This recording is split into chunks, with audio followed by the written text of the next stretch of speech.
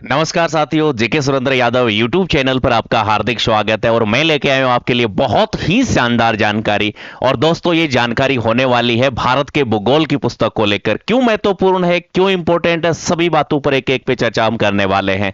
देखिएगा, सबसे पहले मैं बात बताऊं तो आपको बुक की आवश्यकता होती है पढ़ाई करने के लिए, लेकिन बुक ऐसी होनी चाहिए कि जो हमें क्विक रिवीजन, हमारी भाषा उसकी इजी हो, साथ में ही हमें पूरी जानकारी उसमें मिले, ज्यादा मोटी भी नहीं हो। आजकल चल रहे मोटे मोटे पोथे चल रहे हैं जिनको स्टूडेंट को देख के ही डर लगता है कि ये हमारे एग्जाम तक तो हमसे एक बार ही नहीं पढ़ी जाएगी ना, इसको याद करना तो बहुत टिपिकल है।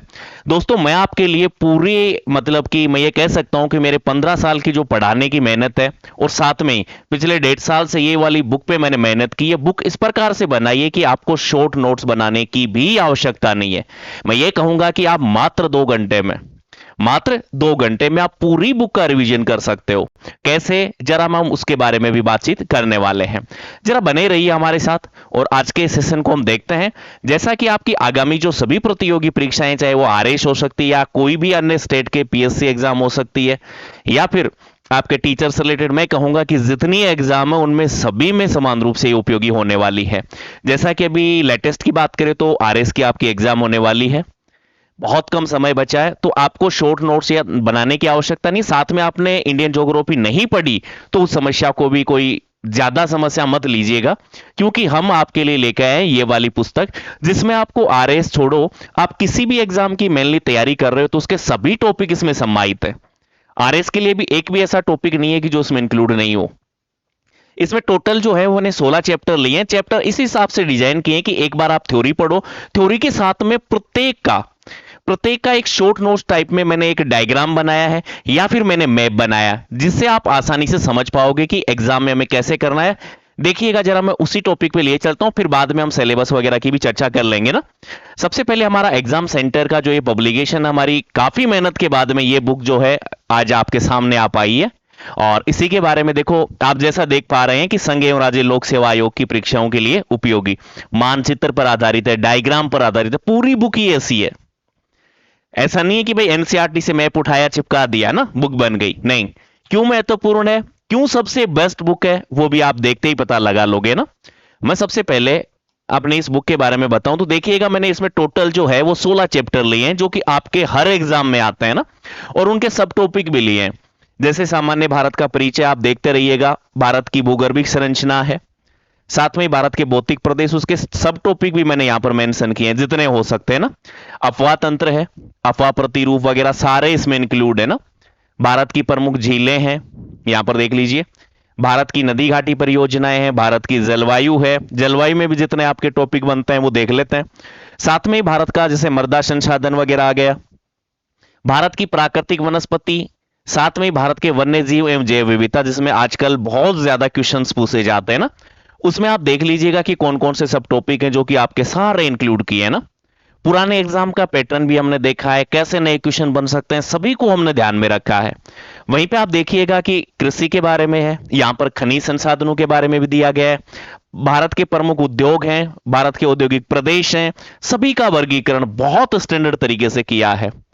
वहीं पे मैं आगे की ओर जाना चाहूं तो जैसे भारत का ये परिवहन है, बहुत शानदार मैप के माध्यम से समझाया गया है। मैं आपको डेमो पीडीएफ में दिखाऊंगा आपको कि इतने जल्दी आप जो बोल रहे हैं ना, कि मैं बोल रहा हूं कि 2 घंटे में आप रिवीजन कर सकते हो, कैसे कर सकते हो, हम उसी बात को देखेंगे आज। भारत में परिवहन है, भारत की जनगणना है, या पर्यावरण एवं पारिस्थितिकी, मैंने बोला ना कि सारे टॉपिक इसमें समाहित हैं। आप चाहे किसी भी एग्जाम की तैयारी कर रहे हो, कोई फर्क नहीं पड़ता, आपके लिए उपयोगी है। शॉर्ट नोट्स भी आपको बनाने की आवश्यकता नहीं है, माथा पच्ची नहीं करनी है आपको, क्या छोड़ना है क्या पढ़ना है। बिल्कुल एक सिंपल सी एक 211 पेज की बुक बनाई है ना, जो आपके लिए सभी एग्जाम में समान रूप से उपयोगी होने वाली है। चाहे आप किसी भी, चाहे यूपीएससी के एग्जाम की तैयारी कर रहे हो, चाहे यूपीपीएससी की कर रहे हो, एमपीपीएससी की कर रहे हो, या आरपीएससी की कर रहे हो, कोई फर्क नहीं पड़ता, सभी के लिए समान उपयोगी है। जरा देखिएगा यहां पर, ये साथ में देखिए, सबसे पहले जैसे भारत का यहां पर देख पा रहे हो अवस्थिति एवं विस्तार। अवस्थिति एवं विस्तार में देखो, लंबाई चौड़ाई ये चीजें आपने बेसिक रूप से लगभग सभी में मैप दिया हुआ होता है, लेकिन यहां से आप करक रेखा को देखोगे ना, करक रेखा को उस हिसाब से डिजाइन किया गया है कि भाई कौन से 8 राज्य हैं, कौन सा नजदीक है, पहला दूसरा क्यों है, उसका भी रीजन है। साथ में आप यहां पर देखिए, करक रेखा पर स्थित राज्यों की जो राजधानियां है ना, यहां से आप देख लीजिएगा, सबसे निकट, दूसरी सबसे निकट, तीसरी, जितना हो सकता है उतना दिया है। भारत की मानक समय रेखा देख लो, इस डायग्राम से आप समझ पाओगे कि मिर्जापुर, प्रयागराज, नैनी, गोपी और एक एक स्थान दिया होता है मध्य प्रदेश का रीवा। इसके अलावा आज तक कोई स्थान का पर्टिकुलर नाम देके मानक समय रेखा से कोई सवाल नहीं पूछा गया है। कहां कहां से जा रही है, कौन कौन से 5 राज्य आएंगे, सब कुछ इंक्लूड है। जिसे आप, मैं एक प्रकार से मैं बोलूं तो ये छोटा सा डायग्राम है आपके कम से कम 3 पेज का काम कर रहा है यहां पर। वहीं पे मैं बात करूं तो यहां से देखिएगा, ये तटरेखा वाले जो 9 राज्य हैं, मैंने हालांकि तटरेखा का मैप भी बहुत शानदार तरीके से बनाया है, और इसके लिए क्या क्या चीजें इंपॉर्टेंट है, कौन सा मुख्य शहर है, ये आपने देखे होंगे ना। कई बार इनका क्रम भी पूछा जाता है स्टेट पीएससी के एग्जाम में। जैसे महाराष्ट्र का जंजीरा एवं सिंधुदुर्ग है ना, वो मैप में मैंने क्रम वाइज बनाया है ताकि आपको दिक्कत ही नहीं आए। जैसे भारत की जलीय सीमा आपने पढ़ा है ना, कि प्रादेशिक क्षेत्र, क्षेत्र मंडल है, या फिर संलग्न क्षेत्र इसे बोलते हैं, अनन्य आर्थिक क्षेत्र है, क्या अधिकार है, सब कुछ मेंशन है। जिसमें कि आप क्विक रूप से जो आपने पढ़ा ना, थ्योरी मैंने नीचे इंक्लूड की है, और थ्योरी को एक बार पढ़ने के बाद में, 2 बार पढ़ने के बाद में 10-5 सेकंड में आप आराम से रिवीजन कर लोगे। जैसे इधर मैं केंद्र शासित प्रदेशों की बात करूं, वर्तमान में 8 हैं, आप देख पा रहे हो। एक एक का कैसा डायग्राम है मैंने अलग से इंक्लूड किया है इसको, ताकि आपको दिखे, समझ आए कि कौन सा कहां पर है ना। जितने विद्यार्थी हैं, मैं बोलूंगा कि मैक्सिमम को बेचारों को यही नहीं पता कि दमन कौन सा है, दीव कौन सा है, दादर नगर हवेली कौन सा है, कैसा दिखता है ना, नहीं पता होता। हमने अलग से मैप लिए हैं सारे, ताकि आपको इजी वे में समझ में आए। वहीं पे हम बात करें, देखिए जैसे ये हिमालय की और पश्चिमी जो श्रेणियां हैं, पर्वत श्रेणियां, उत्तरी बोल दो, यहां पर आप देख लीजिए, चाहे आपकी कुनलून शान हो, चाहे तियन शान हो, ठीक है, काराकोरम लद्दाख है, इधर आपकी हिंदू कुश है, इधर आपकी सुलेमान किरथार, मकरान, सब कुछ मेंशन है। इधर तिब्बत का पठार है। ये बेसिक मैप है। ये आपकी हिमालय की उत्पत्ति, जिसमें आप देख पा रहे हैं कि ऊपर अंगारा लैंड है, नीचे गोंडवाना लैंड है ना, बीच में 33 सागर था, अवसादी चट्टानें थी। अंगारा लैंड एशियन प्लेट बोल दो या यूरेशियन प्लेट इसे बोलते हैं ना, नीचे वाली भारतीय प्लेट बोल दो या इंडो ऑस्ट्रेलियन प्लेट बोल दो। इनसे निकलने वाली नदियों ने यहाँ पर अवसाद जमा किए, फिर इनमें दबाव बल के कारण ये ऊपर की ओर निकली है ना, और दबाव बल के कारण इनमें वलय पड़े, कैसे पड़े, वो सारी चीजें मैंने यहाँ पर समझाई ना। इधर से दबाव बल, इधर से दबाव बल, तो वल्लित पर्वतमालाओं का निर्माण होता है। जितने सिद्धांत हैं ये आपने पढ़ा होगा ना, कोबर वाला सिद्धांत, बूसनती सिद्धांत, इसमें अवसाद आते गए, इधर से दबाव लगता गया, तो ये बीच वाला पार्ट है वो धीरे धीरे छोटा होता गया, क्योंकि दोनों ओर से आपको पता है कि प्रायद्वीपीय भारत है वो आज भी उत्तर पूर्व की ओर गतिशील है ना, तो गतिशील होने के कारण ये बीच वाला पार्ट है वो आज भी सिकुड़ता जा रहा है, इसीलिए हिमालय का उत्थान आज भी जारी है ना। फिर मैंने दूसरे डायग्राम में ये भी समझाया कि ये आगे दबाव के कारण ऐसे छोटा हो गया ना, फिर धीरे धीरे इनमें क्या पड़े, वलय पड़े। वहीं पे प्लेट विवर्तनी की सिद्धांत आप देखते हो, हेरियस वाला, तो ये देख लीजिए यहां पर अवसादी चट्टाने, 33 सागर, गोंडवाना लैंड, अंगारा लैंड, दबाव बल पड़ा, इसके कारण जो हिमालय पर्वतमाला है वो वल्लित पर्वतमाला के रूप में है। आप बिल्कुल इजी वे में समझ पाओगे। एक बार डायग्राम देखो, थ्योरी पढ़ो एक बार, उसके बाद में थ्योरी की आपको दोबारा पढ़ने की आवश्यकता ही नहीं है ना, क्योंकि डायग्राम में सब कुछ आपको इजी वे में समझ में आ जाएगा। हालांकि मैंने आपके लिए यूट्यूब पे बिल्कुल फ्री क्लासेस चला रखी है, पूरी बुक को फ्री पढ़ा रहा हूं। साथ में देखिएगा, आपकी चाहे कितनी भी चोटियां पूछे आपसे, क्रम से पूछे, पूर्व से पश्चिम पूछे, या पश्चिम से पूर्व की ओर पूछे, एकदम क्रम वाइज चोटियां ली हुई है ना, चाहे वो 5 पूछे, 10 पूछे, कोई फर्क नहीं पड़ता, एग्जैक्ट डेटा है, कोई दिक्कत नहीं है। इधर ये उत्तराखंड की देखो चोटियां पूछ लेता है, कभी त्रिशूल का नाम दे देता है, कभी कामेत का, कभी बंदरपूछ का, तो इनकी भी मैंने ऊंचाई सहित है वो अलग से बनाया है। उत्तराखंड के प्रमुख ग्लेशियर कौन कौन से हैं वो भी बनाए हैं।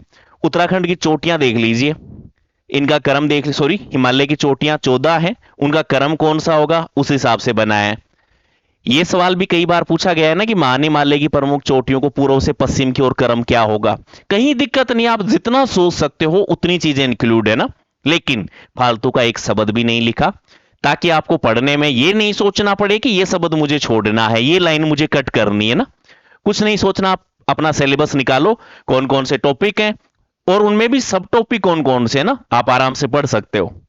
ये बुक तभी इतना वक्त लगा है, तभी आपके सामने ये जो प्रारूप है वो आ पाया है। जैसे लघु हिमालय के बारे में हम पढ़ते हैं ना, कि लघु हिमालय को कश्मीर में पीर पंजाल कहते हैं, हिमाचल प्रदेश की बात करें धौलाधार कहते हैं, नागटिबा श्रेणी देखो हिमाचल प्रदेश उत्तराखंड होती हुई नेपाल तक जा रही है। नेपाल वाली श्रेणी को महाभारत श्रेणी, यहां पर देखो कुल्लू घाटी, कांगड़ा घाटी, कश्मीर घाटी, काठमांडू घाटी, सब कुछ इजी वे में समझाया गया है। और दूसरा जैसे लघु हिमालय की हम बात करते हैं ना, तो उसके बाद में देखो लघु हिमालय के जितने भी बनते हैं ना, कि यहां पर जैसे हिल स्टेशन, चाहे वो आपका मसूरी हो, नैनीताल हो, कुल्लू हो, मनाली हो, शिमला हो, डलहौजी हो, ठीक है, या अल्मोड़ा हो, सभी को बेहतरीन तरीके से मैप में दर्शाया गया है। क्यों है? वहां पर घास के मैदान बनते हैं ना भाई, जैसे लघु हिमालय की जो बर्फीली चोटियां हैं, वहां पर क्या होता है कि गर्मियों में आने के कारण वहां से तापमान बढ़ेगा, तापमान बढ़ेगा तो वहां पर बर्फ पिघलेगी, बर्फ पिघलेगी तो क्या होगा, लघु हिमालय के ढलान वाले क्षेत्रों में नरम शीतोष्ण घास का निर्माण होता है।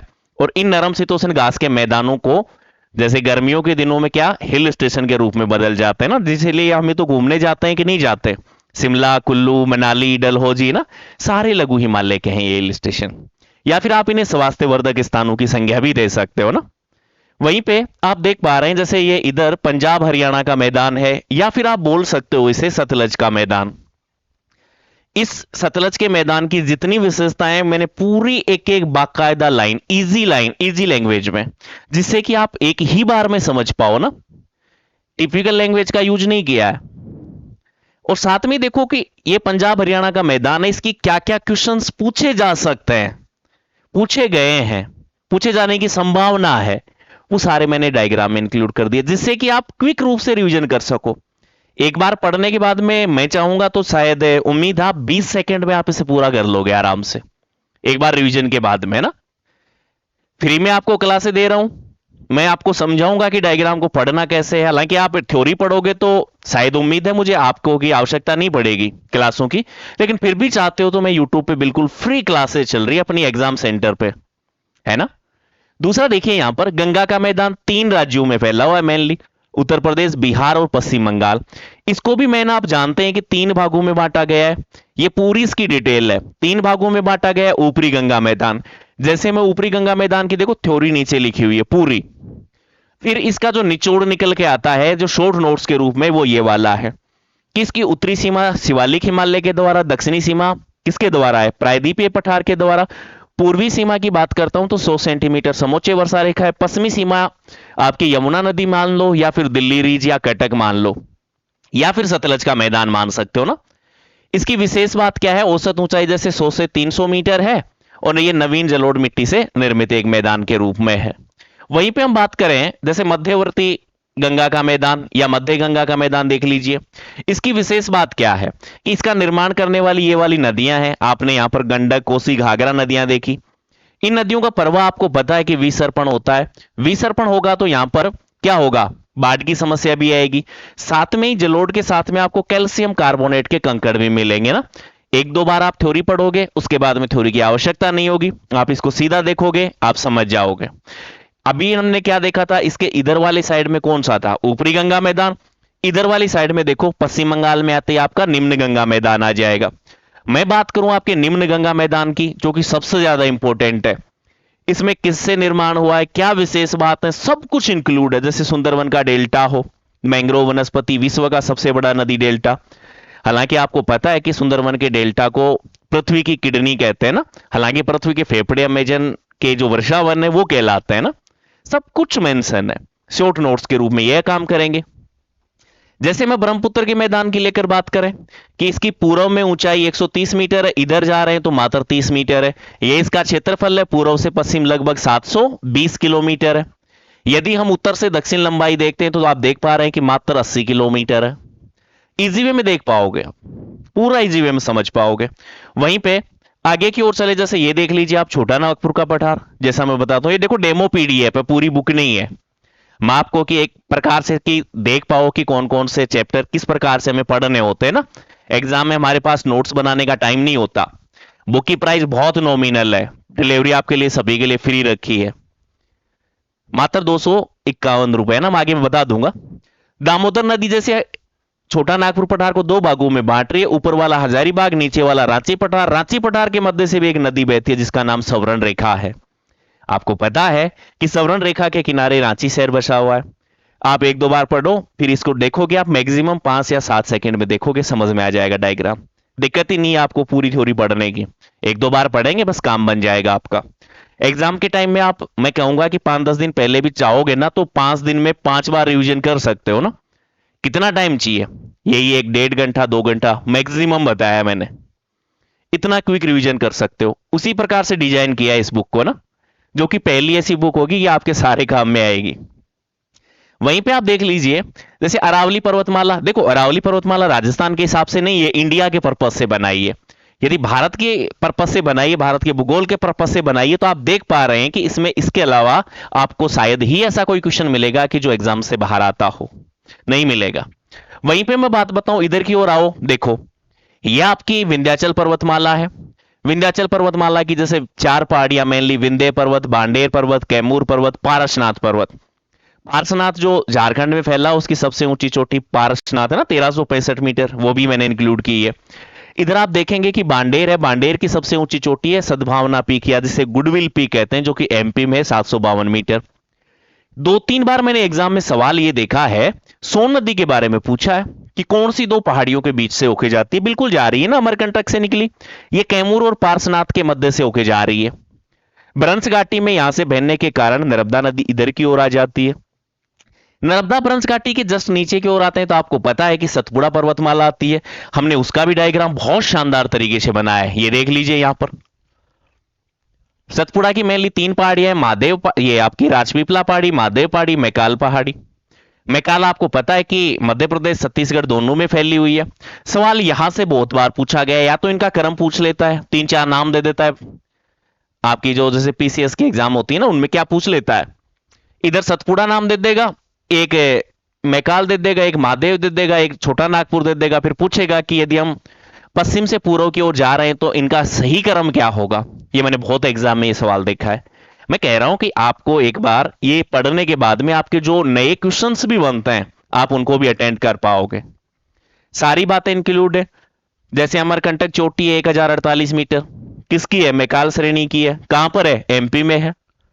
इधर महादेव पहाड़ी जो कि सतपुड़ा की सबसे ऊंची चोटी भी इसी में स्थित है, उसका नाम जैसे धूपगढ़ है 1352 मीटर। दूसरी पचमढ़ी है 1335 मीटर। हालांकि इसके अलावा भी जितनी छोटी मोटी चोटियां और हैं वो भी मैंने थ्योरी में इंक्लूड की, लेकिन मैं मेन रूप से कि आप एग्जाम टाइम में कैसे रिवीजन कर सकते हो फास्ट, वैसे बनाया है इसको। वैसे ही देखो, जैसे आपकी ये ब्लॉक पर्वत आ गया, इधर की ओर देखिए। ब्लॉक पर्वत आप जानते हो ना कि भारत का एकमात्र ब्लॉक पर्वत सतपुड़ा है। क्यों है? या ब्लॉक पर्वत होता क्या है? ब्लॉक पर्वत वह होता है कि वह कोई बीच वाली यानी कि पर्वत श्रृंखला मान लो जिसके दोनों ओर भ्रंश घाटियां हो, या फिर दोनों ओर के जो भाग हैं वो नीचे की ओर धंस गए हो और बीच वाला भाग ऊपर उठा हुआ दिखाई दे ना। ये बीच वाला भाग है वो ऊपर उठा हुआ ही दिखाई दे, दोनों तरफ के भाग धंस गए हो नीचे की ओर, या फिर दोनों ओर भ्रंश घाटियां पाई जाती हो, क्या कहलाता है? ब्लॉक पर्वत। आपने थ्योरी एक बार पढ़ी, उसके बाद में इसको देखा, सारी चीजें समझ में आ गई, थ्योरी पढ़ने की आवश्यकता नहीं क्या होता है। दक्कन का पठार देख लो कि इसके उत्तर में सतपुड़ा पर्वतमाला है। ये सतपुड़ा पर्वतमाला की मैंने 3 पहाड़ियां बना दी। इधर देखोगे पूर्वी घाट है, इधर देखेंगे पश्चिमी घाट है। वहीं पे हम आगे की ओर चले तो आप देखिएगा, इधर जैसे तमिलनाडु पठार है, 2 भागों में बांटते हैं, कोयम्बटूर मदुरई उच्च भूमि, एक तमिलनाडु की पहाड़ियां। जैसे कोयम्बटूर मदुरई उच्च भूमि, इसका जो निर्माण है वो मेनली 3 नदियों के द्वारा हुआ है। आप सभी को पता है कि एक कावेरी नदी है, वेंगई है और ताम्रपर्णी है। इस वाली साइड में आते हैं देखो तमिलनाडु की पहाड़ियां, चाहे वो आपकी जवादी हो, सेवेराय हो, पंचामलाई हो, सीरूमलाई हो या कलराइन हो, ये वाली मेनली पहाड़ियां आपको यहां पर नजर आ रही हैं। क्या विशेष बात है? और भी जितनी डिटेल हो सकती है, आप मेंस की एग्जाम दे रहे हो तो उसमें आपको कम शब्दों में बहुत गहरी बातें लिखनी होती है ना, तो वो वाली डिटेल भी आपको मिलेगी। आपको ये छांटना नहीं पड़ेगा कि हमें कौन से शब्दों का चयन करना है, सब कुछ पहले से चयन किया हुआ है, आपको दिक्कतें नहीं आएंगी। पूरी एनसीईआरटी भी इसी में है, पूरी एनसीईआरटी कक्षा 6 से लेकर 12 तक इंक्लूड है, जो आपके काम की बस लैंग्वेज है ना उसको इजी किया है ताकि आपको कोई दिक्कतें नहीं आए। एनसीईआरटी ही नहीं, इसमें सब कुछ इंक्लूड है जितना हो सकता है। कम बोलते हैं ना गागर में सागर, है ना, वो वाली बात है। अच्छा इधर देखिए आपका मेघालय पठार। मेघालय पठार की चाहे गारो, खासी, जयंतिया, इधर देखिए आपका छोटा नागपुर पठार, ये राजमहल पहाड़ी, ये गारो पहाड़ी, इनके मध्य गैप आया, इसलिए इस गैप को कहते हैं राजमहल गारो गैप या मालदा गैप। इधर आप देख पा रहे हैं कि नोकरेक चोटी है जो गारो पहाड़ी की सबसे ऊंची चोटी है, 1412 मीटर। हालांकि मेघालय या शिलोंग पठार की सर्वोच्च चोटी को लेकर मैं बात करता हूं तो आप जानते हैं कि सर्वोच्च चोटी कौन सी है भाई, शिलोंग है, 1961 मीटर, जो कि खासी पहाड़ी में है। खासी पहाड़ी में मेघालय की राजधानी शिलोंग भी है, और खासी पहाड़ी में देखो मासिनराम और चेरापूंजी दोनों शहर हैं या दोनों स्थान हैं बोल सकते हो, जो कि विश्व में सर्वाधिक वर्षा के लिए जाने जाते हैं। सब कुछ इंक्लूड है यहाँ पर। ये आपकी मिकिर हो, चाहे ब्रेल पहाड़ी हो, चाहे रेंगमा पहाड़ी हो सकता है आपने ब्रेल की जगह कई जगह ब्राइल पढ़ा हो, लेकिन शुद्ध वर्ड की बात करेंगे वो ब्रेल ही होगा। वहीं पे आगे की ओर बढ़ते हैं, जैसे ये आप देख लीजिए पश्चिमी घाट पर्वत, इतना अच्छा इतना शानदार मैप शायद ही आपने देखा होगा। ये पूरा का पूरा पश्चिमी घाट पर्वत है ना, इसमें नीचे की ओर नीलगिरी है। कौन सी सबसे ऊंची चोटी है, जैसे यहां पर ये वाली है, जैसे 16 डिग्री उत्तरी अक्षांश है, वो काम क्या करता है, उत्तरी सह्याद्री दक्षिणी सह्याद्री को दो भागों में बांटता है, जो कि मध्य गोवा से होके जाता है ना 16 डिग्री अक्षांश। क्यों बांट रहा है, क्या विशेष बात थी कि इनको अलग करने की आवश्यकता थी? वो इसलिए आवश्यकता थी कि इसके ऊपर वाला भाग बेसाल्ट लावा चट्टानों से निर्मित है, दक्षिणी भाग है वो आर्कियन युग की ग्रेनाइट, नीस और शिस्ट चट्टानों से निर्मित है ना। वहीं पे आप देख पा रहे हैं उत्तरी सह्याद्री की सर्वोच्च चोटी कलसूबाई है, जो कि ब्लू कलर से बनाई हुई है ना। ये महाबलेश्वर हिल स्टेशन भी है, 1438 मीटर है। ये अंग्रेजों के समय यानी बॉम्बे प्रेसिडेंसी की ग्रीष्मकालीन राजधानी हुआ करती थी। वहीं पे मैं आपसे बात करना चाहूं, आप देखिएगा यहां पर कुद्रेमुख, इस वाले पार्ट में कुद्रेमुख है, 1892 मीटर है ना, कर्नाटका में। देखो सह्याद्री पर्वत की सबसे ऊंची चोटी पूछी जाए ना, वहां पर आप लोग कंफ्यूज होते होंगे ना, मैं बता देता हूं। पहली बात तो कि सह्याद्री पर्वत पूरे पश्चिमी घाट पर्वत को नहीं कहा जाता, वो कहा जाता है मेनली किसको, महाराष्ट्र और कर्नाटक में स्थित जो पश्चिमी घाट पर्वत है उसको कहते हैं सह्याद्री। उस हिसाब से हम देखते हैं तो दक्षिणी सह्याद्री की सर्वोच्च चोटी जो निकल के आती है वो 1892 मीटर कुद्रेमुख है। लेकिन सवाल समझिएगा, पश्चिमी घाट की सबसे ऊंची चोटी पूछी जाती है, वहां पर अपना सवाल जो है वो आएगा अन्नाईमुड़ी, जो कि 2695 मीटर है। ये प्रायद्वीपीय भारत की सबसे ऊंची चोटी है, दक्षिण भारत की सबसे ऊंची चोटी है। हालांकि नीलगिरी की हम बात करते हैं तो नीलगिरी पे देखो सबसे ऊंची चोटी दोदा बेटा है या डोडा बेटा है, जिसकी हाइट 2637 मीटर है। आपको पता है कि नीलगिरी 3 राज्यों में फैला हुआ, इधर कर्नाटक है, इधर केरल है, इधर तमिलनाडु है, तीनों में ही बनाई है इसको। इधर दोदा बेटा है वो तमिलनाडु वाली साइड है, तमिलनाडु वाली साइड ही बनाई है। ऊटी या उटक मंडल इसमें स्वास्थ्यवर्धक स्थान है, उसको तमिलनाडु में ही बनाया है हमने।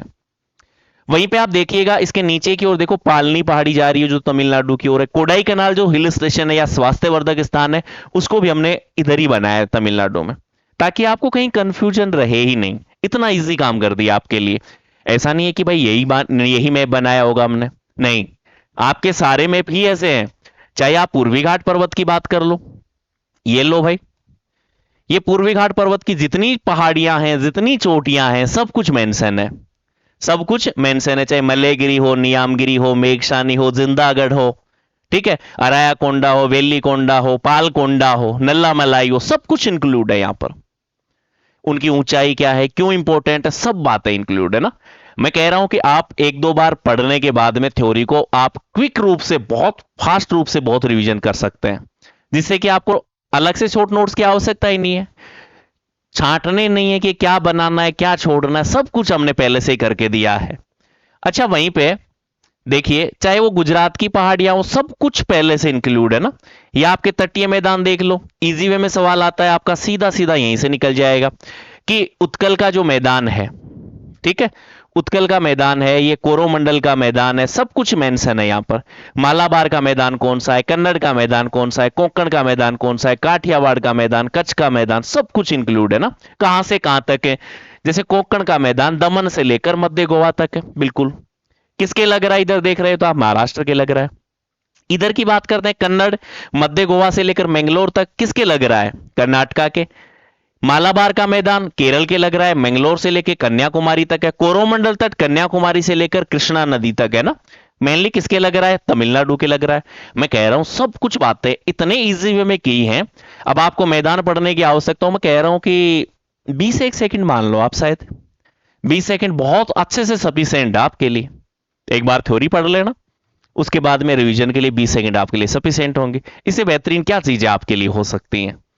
और यही नहीं, ये देखिए आपका, ये आपका अंडमान निकोबार वाला पोर्शन आ गया है ना। चाहे आपके कोई से भी हो, चाहे कोको स्ट्रेट हो, जैसे ऊपर कोको द्वीप म्यांमार वाला है, इधर हम बात करते हैं लैंडफॉल द्वीप है वो भारत वाला है।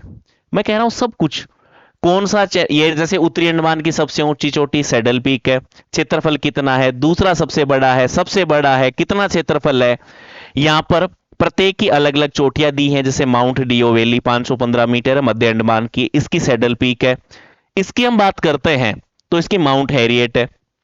सारी बातें देख लो, हेवलॉक द्वीप, नील द्वीप, रॉस द्वीप, या आपके नारकोंडम द्वीप, सुसुप ज्वालामुखी वाला, बैरन द्वीप, सक्रिय ज्वालामुखी वाला, सब कुछ मेंशन है। पहली बार लावा का उद्गार 1787 में हुआ, अंतिम बार 2006 में हुआ। क्या चीज इंक्लूड नहीं है? डंकन पास बोल दो, दर्रा बोल दो, या 10 डिग्री चैनल बोल दो, सोम्ब्रेरो चैनल बोल दो, या आपकी देखो यहां पर माउंट थुइलर भी दी है। 2004 में सुनामी के दौरान डूब गया था इंदिरा पॉइंट, सब कुछ बातें मेंशन है। ग्रेट निकोबार है, यहां पर आप देख पा रहे हैं 6 डिग्री चैनल है जो इंडोनेशिया को भारत से अलग करता है। ये इंडोनेशिया का द्वीप है जिसका नाम सुमात्रा द्वीप है। क्या चीजें ऐसी हैं कि जो इंक्लूड नहीं है? आगे की ओर देखो आप, क्या याद रखोगे कि ऐसे मैप भी होते हैं ना। देखिए जरा, ये देखिए आप मैप, कह रहा हूं आपका काम इतना इजी किया है, इतने शानदार तरीके से मैप बनाए, इतने शानदार तरीके से डिजाइन किए, तभी तो कह रहा हूं कि 1.5 साल से ज्यादा समय लगा है। और ऐसा नहीं है कि भाई कंटेंट राइटर ने काम किया है, मैंने खुद ने काम किया है, एक एक डायग्राम को खुद ने बनाया, 1.5 साल तक सब कुछ छोड़ छाड़ के, तब ये बुक अपना वास्तविक रूप ले पाई है ना, और आप लोगों के लिए उपलब्ध हो पाई। देख लीजिए, आप कोई सा भी देख लीजिए, बद्रीनाथ का मंदिर है, जैसे यहां से ऋषि गंगा आकर जहां पर अलकनंदा में मिल रही है वहां पर बद्रीनाथ है। सरस्वती नदी जहां पर आकर मिलती है केशव प्रयाग है। लक्ष्मण गंगा मिल रही है गोविंद घाट है। पश्चिमी धौली गंगा मिल रही है विष्णु प्रयाग है। आगे की ओर चलते हैं, जोशी मठ है। बालखिले नदी जहां पर मिलती है अलकापुरी है। नंद प्रयाग जहां पर नंदाकिनी मिलती है। देख, केदारनाथ मंदिर है मंदाकिनी के किनारे, वैसा ही बनाया है। ये आपका रुद्र प्रयाग है, यहां पर देव प्रयाग है। आगे चलेंगे गंगा नदी कहलाएगी। सब कुछ मेंशन है, ऐसा नहीं है कि केवल यही बनाया। ये लो भाई, आपका पूरा गंगा का बना दिया, इतना कि इसमें सब कुछ इंक्लूड है। कौन सा बांध है, कौन सा शहर किनारे बसा हुआ है, इसकी सहायक नदियों के या उप सहायक नदियों के, कहां से इनका उद्गम होता है, कहां पर आकर मिल रही है, सब कुछ इंक्लूड है इसमें। देख लीजिए आप। हालांकि ये डायग्राम में क्योंकि पीडीएफ फॉर्मेट में था तो इसको मतलब उस लेवल में लेना मुश्किल था, तो मैंने ऐसे ही ले लिया। आगे देख लो ना, या आपकी सिंधु नदी देख लो। ठीक है, सिंधु की सहायक नदी मेनली देखो, झेलम नदी तंत्र के बारे में बात करना चाह रहा है। झेलम का उद्गम यहां से होता है, इसके किनारे श्रीनगर शहर है, वुलर झील है यहीं पे। कौन कौन से बांध है? उर्री बांध है, तुलबुल बांध है, मंगला बांध है, किशनगंगा नदी पर किशनगंगा बांध है, झंगिया झूंग नामक स्थान पाकिस्तान में मिल रही है ना, चिनाब में। सब कुछ बातें इंक्लूड है, उद्गम यहां से, सब कुछ बातें देख लीजिए आप। या फिर मैं बात करूं इधर की ओर, देख लीजिए रावी नदी। रावी नदी का उद्गम इधर जैसे रोहतांग दर्रे के समीप से कुल्लू पहाड़ियों से हो रहा है। आगे चलेंगे, इस पर चमेरा बांध है, थीन या रणजीत सागर बांध है, सापुर कुंडी बांध है, सराय सिद्धू नामक स्थान पाकिस्तान में मिल रही है। क्या चीज मेंशन नहीं है? जितनी आपके एग्जाम पॉइंट ऑफ व्यू से इंपॉर्टेंट या इंपॉर्टेंट मार्क हैं, वो उनको मैंने डायग्राम में पहले से मेंशन कर रखा है। बाकी चीजें थ्योरी में इनकी लंबाई वगैरह है, सब कुछ मेंशन है। जहां पर लंबाई पूछी जाने की ज्यादा संभावना है वो थ्योरी में इंक्लूड है ना। मैं नहीं चाहता कि सब कुछ ही डायग्राम में दे देंगे तो फिर वो शॉर्ट नोट्स वाली बातें रहेंगी नहीं, है ना। आप चाहो तो किताब में लिख भी तो सकते हैं। लगता है कि नहीं सर ये तो इंपॉर्टेंट थी आपने लिखी नहीं, क्या दिक्कत है, पेन से लिख सकता है। आगे की ओर देखें, चलिए आप क्या याद रखोगे, ये देखो इधर से पूरी नहीं है ना, एक क्रम से नहीं है भाई, है ना। मैंने एक एक बीच बीच में से एक एक पेज उठा के वैसे लगाया है ना। जैसे ये आपकी गोदावरी नदी है, सहायक नदियां दूधना, पूर्णा, पेनगंगा, वर्धा, वेनगंगा, इंद्रावती नदी, चित्रकूट जलप्रपात तक बनाया है, जो पूछा जाता है आपके एग्जाम में ना। बांध चाहे निजाम सागर हो, पोचम बांध हो, या फिर रामगुंडम हो, बाली मेला जलागार हो, सब कुछ बनाया है। सवारी नदी, सिलेरू नदी, सब कुछ। इसी के अलावा आप आगे की ओर देखें तो ये देख लो आपकी कृष्णा नदी। कृष्णा नदी को भी आप देख लो कि उद्गम कहां से हो रहा है, कहां पर आ रही है, कौन कौन सी बांध परियोजनाएं, कौन कौन सी सहायक नदियां, जैसे मूसी नदी है हैदराबाद इसके किनारे बसा हुआ है। इधर भद्रा नदी पर भद्रा परियोजना, तुंगभद्रा, तुंगा और भद्रा नदी दोनों मिल जाएंगे, तुंगभद्रा नदी कहलाएगी, इस पर तुंगभद्रा परियोजना। ये घटप्रभा नदी पर गोकक जलप्रपात है, काफी बार पूछा जाता है, मेंशन किया है। श्रीशैलम बांध परियोजना, नागार्जुन सागर बांध परियोजना है, इधर अलमाटी बांध है, उधर कोयना नदी पर कोयना जल विद्युत परियोजना, सब कुछ मेंशन है, आपको देखने की आवश्यकता नहीं है। अच्छा इधर देखो आप, कितनी शानदार बनाई है आपकी, ये वाली नदी को देखो, ठीक है, कावेरी नदी, कावेरी डेल्टा में जाके गिरती है। यहां पर जितने जैसे जलप्रपात, गगन चुक्की, भारा चुक्की, या फिर शिव समुद्रम हो, शिव समुद्रम बांध भी है, शिव समुद्रम जलप्रपात भी है, और शिव समुद्रम द्वीप भी है ना।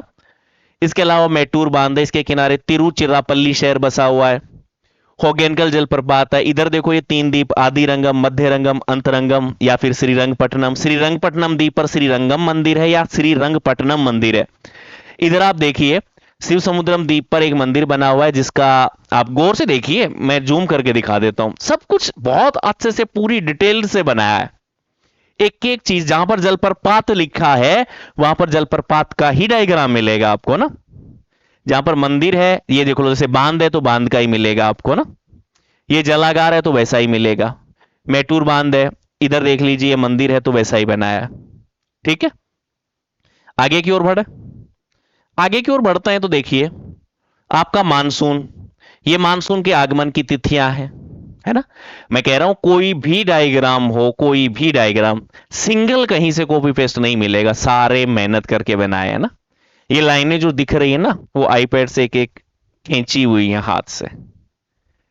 वहीं पे आप ये देख लो, जैसे आप मानसून का नाम आते ही आपको इतना डर लगता है कि सर अब बस की बात नहीं है। वर्षा का वितरण, मैं कहूंगा कि वर्षा का वितरण आप अरब सागर का मानसून मैक्सिमम से मैक्सिमम, क्या कह रहा हूं, मैक्सिमम से मैक्सिमम 35 या 40 सेकंड में आप आराम से तैयार कर सकते हो इस मैप के माध्यम से। शुरुआत से पढ़ते आएंगे, आपको हर चीज का पता होगा कि यहां पर अरावली है, यहां पर विंध्याचल है, यहां पर सतपुड़ा है, इधर छोटा नागपुर है, इधर पश्चिमी घाट है, इधर पूर्वी घाट है, कैसे वर्षा होती है, सब कुछ मैंने बातें मेंशन की है ना। इधर से आ रही, यहां पर पर्वतीय वर्षा होगी, एक एक चीज को पूरी डिटेल से अपनी यानी कि इजी लैंग्वेज में करके समझाया। वहीं पे आपकी बंगाल की खाड़ी का मानसून देख लो, कहां दिक्कत है यार, कहां पर कितनी वर्षा होती है, सब कुछ इंक्लूड है, आपको कहीं सोचना ही नहीं है कि क्या बनाना है। आप इस डायग्राम को यदि मैं पढ़ाऊंगा ना, तब आपको पता चलेगा कि इनका महत्व क्या है, कैसे शॉर्ट नोट्स के रूप में काम कर रहे हैं, कहां पर कितनी वर्षा हो रही है, यहां पर वर्षा इतनी हो रही है तो क्यों हो रही है, उसका भी रीजन आपको समझ में आएगा। वहीं पे केवल ये यही नहीं है, कैसे आपके चक्रवात बनते हैं, कैसे आपकी पर्वतीय वर्षा होती है, कैसे आपकी सैवनीय वर्षा होती है, सबका इतना इजी फॉर्मेट में बनाया है कि आप शायद पूरे मानसून को पढ़ना, मानसून और जलवायु को पढ़ना चाहे तो मेरे हिसाब से 10 मिनट आपके लिए सफिशिएंट होंगे। उस हिसाब से डायग्राम डिजाइन किए ना, अकेला ये जलवायु वाला में 2 महीने लग गए थे इसको कि इजी लैंग्वेज में बनाया कैसे जाए, स्टूडेंट को समझ में कैसा आए, उस पर काम किया है। अच्छा नेक्स्ट देखिए, नेक्स्ट में मैं बात करूं तो यहां पर देखिए थॉर्नवेट, एक एक को कलर कर करके अलग से बनाया। थॉर्नवेट का हो, चाहे टिवारथा का हो, चाहे कोपेन का हो, चाहे आरएल सिंह का हो, चाहे रामास्वामी का हो, सारे वर्गीकरण लिए, ऐसा नहीं है कि केवल एक ही उठा लिया ना। मैं कह रहा हूं कि आपको अदर से कुछ पढ़ने की आवश्यकता नहीं है, आपके लिए सब बातें सफिशिएंट होंगी। चाहे आपका ये इधर देख लो, ये आपका टिवारथा का आ गया, एक एक शब्द को समझाया है कि किसका क्या मतलब है। वहीं पे ये आप जलमार्ग देखो ना, जैसे जलमार्ग संख्या 1 आ रहा है, ये प्रयागराज से हल्दिया तक है, कितनी लंबाई है, कहां पर कितनी है, ये सारी चीजें मेंशन है, कहां पर कितनी गहराई, ये डायग्राम सफिशिएंट है। इधर आप देख लीजिए राष्ट्रीय जलमार्ग संख्या 3 केरल वाला, जो कि कोट्टापुरम से कोल्लम तक है ना, इसके माध्यम से ये मेनली जैसे कयाल झीलें बोल दो, लेगुन झीलों में है, वहां पर कौन कौन सी इसके मार्ग में आती है, जैसे वेम्बनाड झील है, वट्टा कयाल है, या फिर अष्टामुड्डी झील है ना, ये इसके आते हैं। कितनी लंबाई है, जैसे 205 है, 168 पश्चिमी तटीय नहर है, उद्योग मंडल नहर जैसे 23 किलोमीटर है, चंपाकारा नहर जो अमला मुगल से कोची तक आ रही है 14 किलोमीटर है। एक एक चीज इतने डिटेल से काम किया है कि आपको कोई दिक्कतें ही नहीं आए, कहीं सोचना ही नहीं पड़े। या फिर आपका जैसे नदी घाटी परियोजना मान लो, एक एक चीजें यहां पर दर्शाई हुई है ना, कहां पर कहां पर बांध है, कितनी जल विद्युत है, कितनी सिंचाई है, कौन सी नहरें हैं, सब कुछ बातें मेंशन है। ये देख लीजिए आप, इधर आपका देखो ये भाखड़ा नांगल बांध है, इधर पंडो बांध है, ये पोंग बांध है, कितनी सिंचाई, कहां कहां पर क्या चीज मेंशन नहीं है, कितनी जल विद्युत, एक एक चीज पे देखा है। और इस पुस्तक को बनाने के लिए ना भाई मैं तो हुई हूं, यहां पर आप देख पा रहे हैं, और साथ में मेरे जो साथी लोग हैं उनमें पंकज जी सर हैं, जो कि उन्होंने बहुत अच्छे तरीके से मेरा सहयोग किया है, जिसके कारण ये बुक है 1.5 साल में आ पाई ना, वरना शायद 2-2.5 साल जितने भी लगते। लेकिन इनका सहयोग है वो अविस्मरणीय रहेगा मेरे लिए। और ये मेरे गुरुजी हैं जिन्होंने हिंदी हिंदी के संबंधी जो एरर हैं, और साथ में ही कैसे बुक पे काम करना है, स्टूडेंट को क्या चाहिए, उन सभी चीजों पे हमने मार्गदर्शित किया है। लाडलो, ये हमारा ऐप का लिंक है, डायरेक्ट कर सकते हैं। साथ में देखो हमारे 2 यूट्यूब चैनल हैं, एक एग्जाम सेंटर है, एक जीके सुरेंद्र यादव है। एग्जाम सेंटर पर मेरी फ्री क्लासें चल रही हैं आप सभी के लिए, और साथ में देखो इस बुक के लिए आप ऑनलाइन ऑर्डर के लिए 9664449456 पर आप ऑर्डर कर सकते हैं, व्हाट्सएप मैसेज के थ्रू, व्हाट्सएप मैसेज के थ्रू, ठीक है, जिससे कि आप आराम से आपको वहां पर रिप्लाई दिया जाएगा, और आपकी बुक है आपको ट्रैक आईडी मिल जाएगी। और लगभग ये मान सकते हो कि स्टेट के हिसाब से, जैसे राजस्थान में बुक जा रही है तो लगभग 3 दिन है, दिल्ली के आसपास जा रही है 3 दिन के आसपास लेगी ना, बिहार या यूपी में वहां पर जाती है तो जयपुर से जाएगी तो थोड़ा सा वक्त लग जाता है ना, 5 दिन का 6 दिन का समय लग ही जाता है। और आपका प्रॉपर वे में रिप्लाई भी किया जाता है, सब कुछ बातें मेंशन है। नंबर एक बार फिर से चेक कर लीजिएगा, 9664449456, ये वाले अपने नंबर हैं जिस पर आप ऑर्डर कर सकते हो ना। और मेनली बुक खरीदने के लिए आपको ये व्हाट्सएप का जो नंबर है वो डिस्क्रिप्शन में भी आपको मिल जाएगा। ओके, तो आज के लिए इतना ही करते हैं। उम्मीद करता हूं कि आपको ये जो बेहतरीन पुस्तक है वो आपको बहुत पसंद आई होगी, अपने साथियों के साथ में भी शेयर करिएगा। तो आज के लिए लाडलो इतना ही, बाकी आपसे मुलाकात करते हैं नेक्स्ट सेशन में, तब तक के लिए बाय।